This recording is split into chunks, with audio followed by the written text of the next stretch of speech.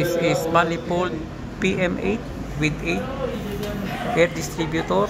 This is my inlet air.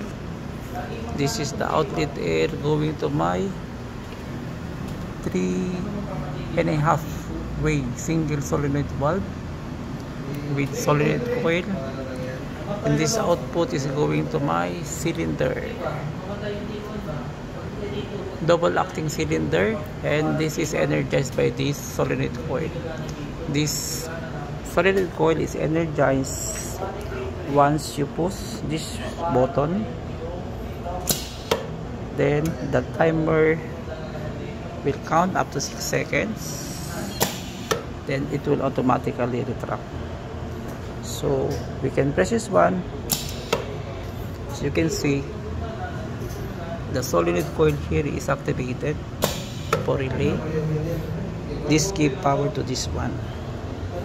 So you can off or you can retract by timer.